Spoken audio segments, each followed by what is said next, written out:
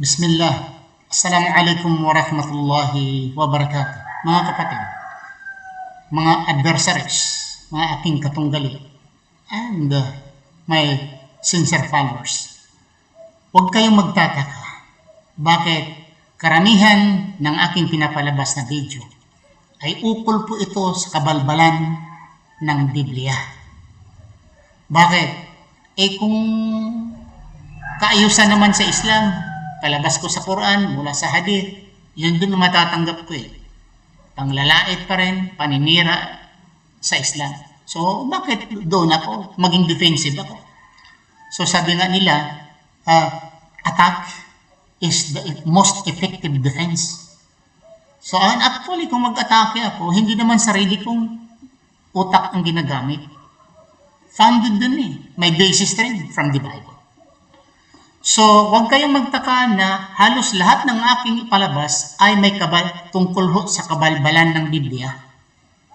I don't care. Ito ay tinatawag ng salita ng Diyos. Banal, pure, holy. The book of all books. The best book on earth. Bible. So, ngayon kapatid, dadalhin ko kayo sa istorya. Sa unang panahon kasi, ang concubines at asawa ay halos pareho lang. It differs in degree. Sa madaling sabi, concubinage allowed sa kapanahonan ni Haring David. Tinatawag niyang concubinage ito sa kapanahonan ni David. During Samson, concubinage allowed ho. In fact, si Abraham, other translation, si Hagar, concubine. Until today, Christians calling Hajara concubine, kabit. Maraming yan until now, mga Christian. Although the Bible said to be your wife. Mabasa nyo sa Genesis chapter 16, 1-3, na si Sarah ay insight kay Abraham to come to Hajar to be his wife. Pero until today, mga Kristiyano, maraming naniniwala ang kabit concubine si Hajar. Sa istorya dito ni Absalom, ito si Absalom ay anak ko ni Haring David. At si Haring David bilang hari, hindi ka mag-asawa ng pipitsugin ng mga babae, mga siksi, mga bata, mga magaganda ang inyong kukunin na concubines, meaning asawa. O sabihin man natin kabit. Sa Biblia, mababasa natin. Tingnan natin ang magandang istorya, ang banal na istorya nandyan sa Biblia. Babasahin natin ang banal na istorya sa Biblia. Mababasa natin. Kasi sabi niya, banal, di ba? So, tingnan natin mga kapatid. Mabasa ito sa 2 Samuel, chapter 16, verse 22. English. So this spread Absalom a tent upon the top of the house. And Absalom went into his father's concubines in the sight of all Israeli or Israel. Tagalog din natin dito, may Tagalog dito eh.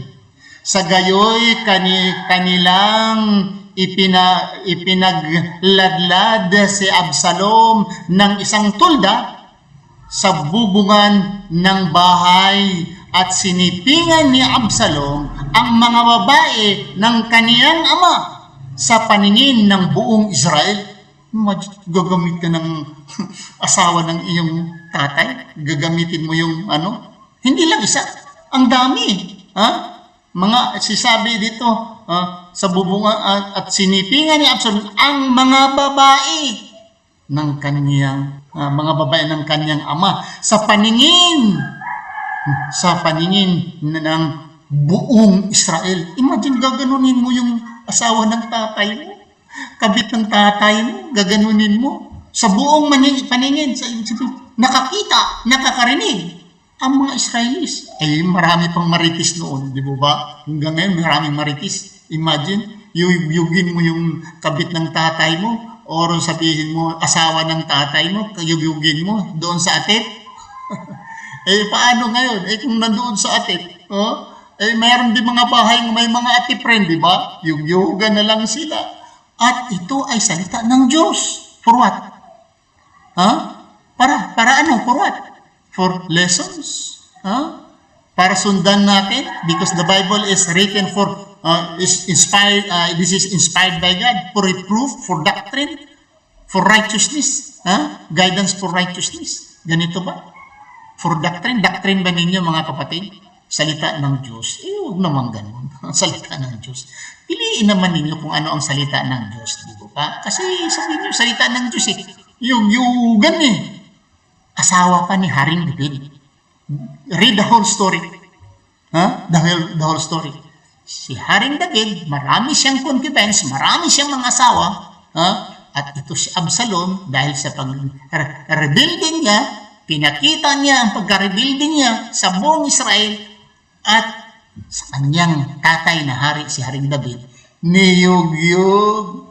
Ang ganda pa man. Oh, so, di ba? So, ito ay salita ng Diyos. Ito ay banal, holy. Mag-isip-isip kayo kung may mga utak kayo mga kapatid. Di ba pa? Piliin naman natin because the Word of God is holy. Itong istorya na ito, holy. Your doctrine, this is a reproof. What? Guidance for righteousness. As you said, according to your Bible. Maraming salamat mga kapatid sa inyong panonood. Dahil ito ay sa aming mga Muslim, hindi ito salita ng Diyos. Ito ay kabalbalan, kalasuan, kabastusan na dapat hindi ito isulat sa aklat ng Diyos. Or ang Diyos nag-dictate, God dictated this to be written in His own book. Nako naman. Maraming salamat sa inyong panonood. Ito po ang inyong lingkod, Ibrahim Poncardas Romas, ako magsabi, Subhanakallah Allahumma bihamdika, asyhadu an la ilaha anta astaghfiruka wa atubu ilaik. Assalamu alaikum wa rahmatullahi wa barakatuh.